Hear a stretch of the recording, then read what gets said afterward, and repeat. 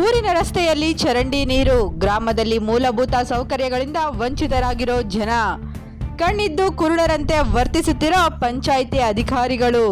ಈ ಎಲ್ಲ ದೃಶ್ಯ ಕಂಡು ಬಂದಿದ್ದು ಕೋಲಾರ ಜಿಲ್ಲೆ ಶ್ರೀನಿವಾಸಪುರ ತಾಲೂಕಿನ ಪುಲಗೂರುಕೋಟಿ ಪಂಚಾಯಿತಿ ಮುದ್ದೇಪಲ್ಲಿಯಲ್ಲಿ.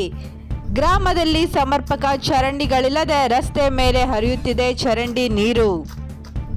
ಪ್ರತಿನಿತ್ಯ ಗ್ರಾಮಸ್ಥರು ಆ ನೀರಿನಲ್ಲಿಯೇ ಓಡಾಡಬೇಕಾದಂತಹ ಪರಿಸ್ಥಿತಿ ನಿರ್ಮಾಣವಾಗಿದೆ.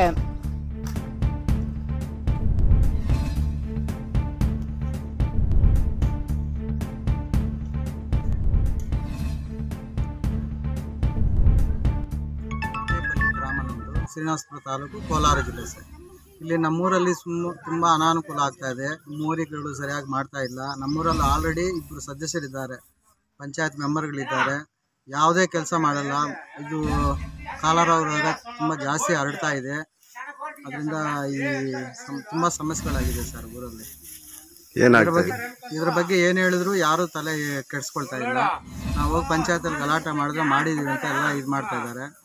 ಅದರ ಬಗ್ಗೆ ಏನು ಇದು ಮಾಡ್ತಾರೆ. ಎಷ್ಟು ದಿನ ಆಯಿತು ಚರಂಡಿ ಕ್ಲೀನ್ ಮಾಡಿ? ಈ ಚರಂಡಿ ಕ್ಲೀನ್ ಮಾಡಿ ಸುಮಾರು ಒಂದು 6 ತಿಂಗಳಾಗಿದೆ ಸರ್. ಈ ಕಡೆ ಯಾರೂ ಬಂದಿಲ್ಲ. ಆಲ್ರೆಡಿ ಸುಮಾರು ಸಲ ಹೋಗಿ ಕೇಳಿದ್ದೀವಿ ನಾವು, ಇದರ ಪ್ರಾಬ್ಲಮ್ ಇದೆ ಅಂತ ಕೇಳ್ತೀವಿ. ಪಂಚಾಯತಲ್ಲಿ ಹೋಗಿ ಕೇಳ್ತಾ ಇದ್ದೀವಿ. ಏನು ಹೇಳ್ತಾರೆ ಅವರು? ಅವ್ರು ಹೇಳ್ತಾರೆ ಸರ್ ಬಂದು ಮಾಡ್ತೀವಿ ಅಂತ, ಬಂದು ಮಾಡಲ್ಲ, ಏನಿಲ್ಲ. ಬರೀ ಇದು ಊರುಗಳಲ್ಲಿ ಕಾಯಿಲೆಗಳು ಜಾಸ್ತಿ ಆಗ್ತಾ ಇದೆ ಸರ್. ನೀರಿನ ಪೈಪ್ಗಳು ಬಂದು ಚರಂಡಿಗಳೆಲ್ಲ ಹಾಕಿದ್ದಾರೆ. ಪೈಪ್ ಲೈನ್ ಬಂದು ಚರಂಡಿಯಲ್ಲಿ ಹಾಕಿದ್ದಾರೆ ಸರ್. ಇದರಿಂದ ರೋಗಗಳು ಜಾಸ್ತಿ ಆಗ್ತದೆ.